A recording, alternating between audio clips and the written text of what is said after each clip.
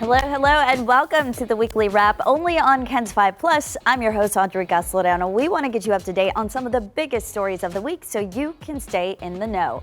At number 5, in our countdown today, Oscar-winning star Diane Keaton died over the weekend from pneumonia at the age of 79. Born Diane Hall, the LA native landed her first major roles in Broadway productions like Hair and Woody Allen's Play It Again, Sam, a role she later reprised on the big screen. She landed her breakthrough role in Francis Ford Coppola's 1972 masterpiece, The Godfather, playing opposite Al Pacino. Her defining role in the 1977 rom-com Annie Hall led her to an Oscar for Best Actress. Keaton's career spanned decades with leading roles in beloved comedies like Father of the Bride. In addition to acting, she directed TV shows, wrote best-selling memoirs, and pursued her passions of photography and preserving historic buildings. She will be missed. Now at number 4, Democratic State Representative Gina Hinojosa has officially entered the race for governor of Texas. She made the announcement last night in the Rio Grande Valley. She is from that area, and Hinojosa has worked as a state representative since 2017, and she's entering a crowded Democratic primary. If she wins, she'll face off against Governor Abbott, who is seeking a 4th term. Hinojosa is one of the biggest critics of Governor Abbott's school voucher program. She's expected to make education a top issue in her campaign. Switching gears now, Crystal City, well known for its spinach and the iconic statue of Popeye that celebrates it. But behind the cheerful symbol lies a lesser-known, somber chapter in American history. During World War II, thousands of people of Japanese descent were imprisoned in an internment camp there. This weekend, dozens of survivors returned to Crystal City to make sure their story is not forgotten. Ken's 5's Danny Hermosillo has the story. They came to Crystal City by the busload. Thank you for being here. Thank you for sharing your story. Survivors of the internment camp, welcome back with open arms. Quite a change compared to when they first arrived. Uprooted from their homes, more than 120,000 people, mostly of Japanese descent, were imprisoned in 10 internment camps across the country. Nearly 5,000 were relocated to Crystal City. Even some German families were interred. 80 years later, they returned to relive their childhood memories and share them with their descendants. Surprisingly, many remember Crystal City fondly. I loved Crystal City because we were together.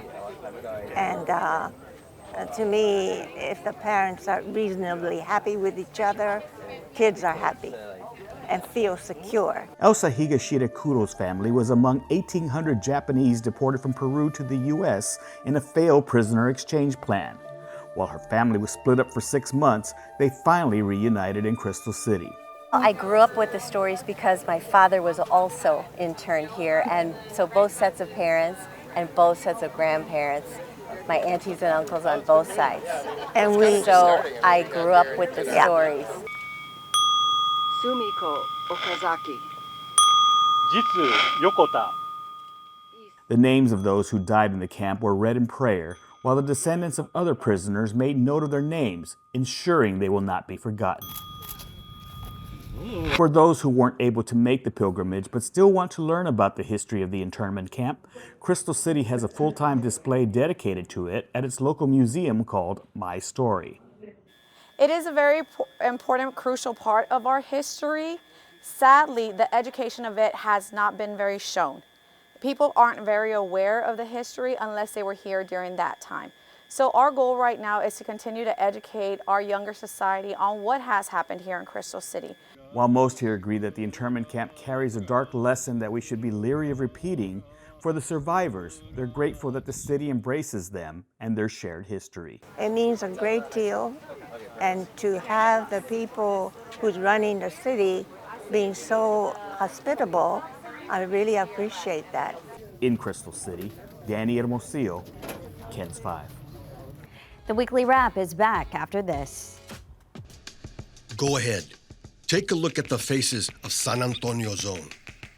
When you look into their eyes, you see passion, you see hard work, you see familia. Generations of people who embody a rich culture of respect, honor, and originality. We're all in San Antonio, but more importantly, San Antonio is in us.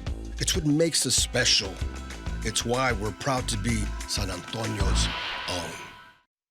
A broken vehicle fixed after 5 months of no help. Kens 5 made it 100% better. A busted windshield fixed after getting the runaround from a contractor. And you guys did it. Y'all were amazing. A much-needed tax refund this man couldn't access. Yep, fixed. Kens 5 actually helped me out quite a lot, actually. Have a consumer problem you can't solve? Call Kens. Weekdays at 6 on Kens 5. Got a problem, call Kens. They will solve the problem. My name is Sue Kalberg, and I am a journalist for Kens 5 for 22 years. I think it's been an awesome privilege to be able to work in the town that I grew up in. My uncle, Rex Stanley, was the very first guy hired at Kens 5. From the beginning, I said, you can get paid for that. Let me in. It fills my heart to be a part of the Kens family, because the Kens family is the San Antonio family. I am San Antonio's own Sue Kalberg.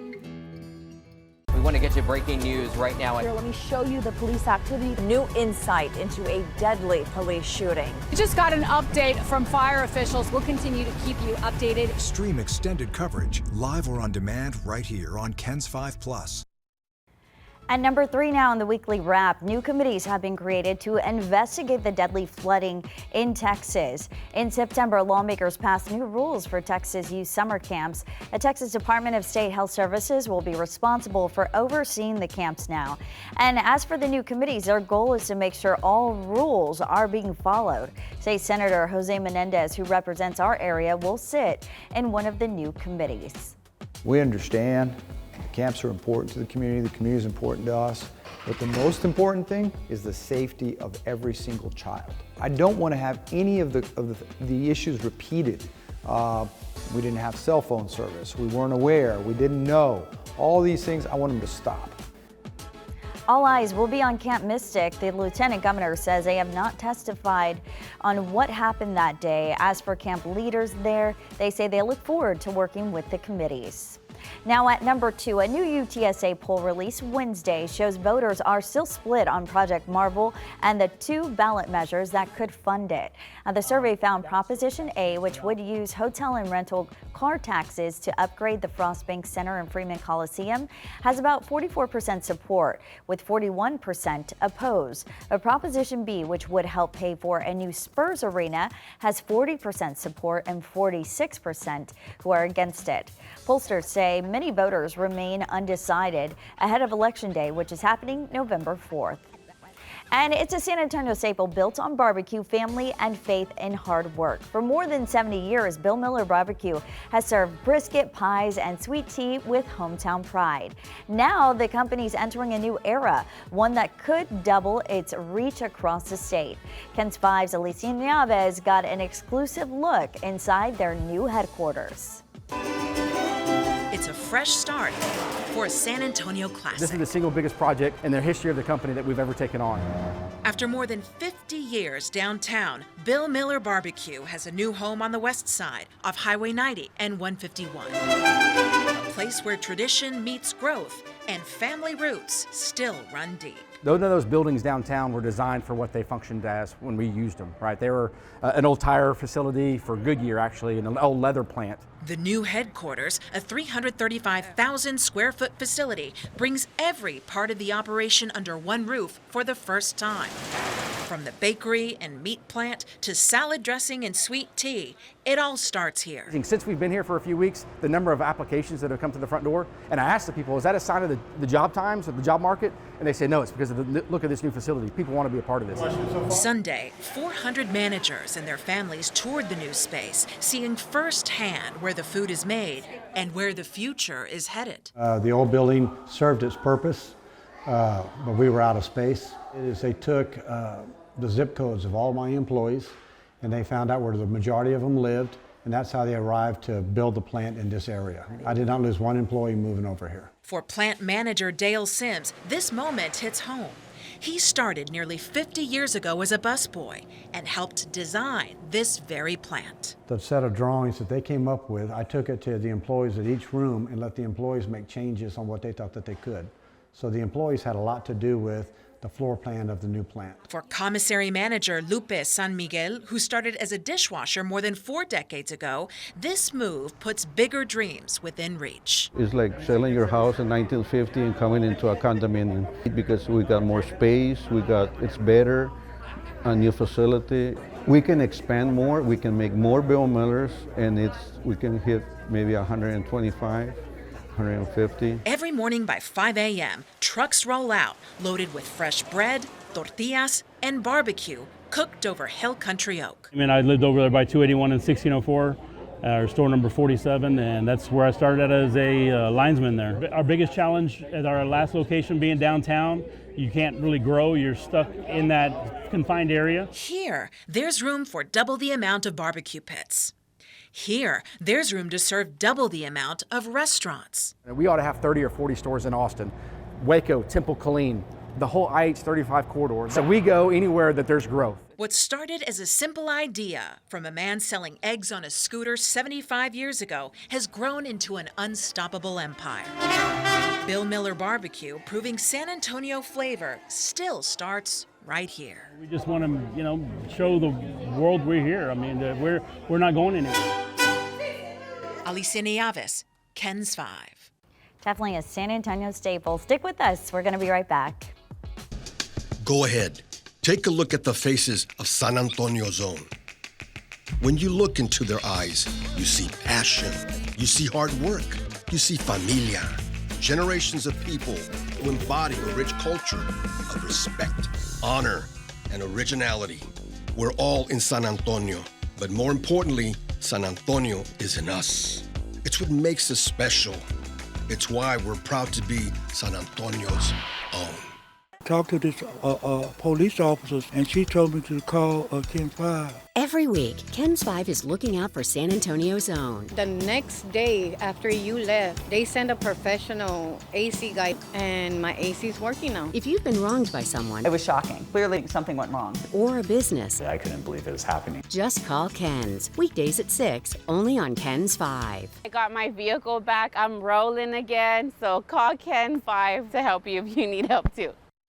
Born and raised on the northwest side of San Antonio, Texas. Generations of my family have been from this part of Texas. I have Fiesta roots, I have Spurs roots, I have Texas Fighter roots. Played basketball at Clark. Basketball was a huge part of my life for 16 years. My comfort dish, a plate of chilaquiles with salsa verde. I grew up watching Ken's 5. I am who I am because of this beautiful city. I hope that they can find a sense of pride knowing that their creation is helping deliver them the most important news of the day. I'm Alicia Nieves, and I'm proud to be from this beautiful city.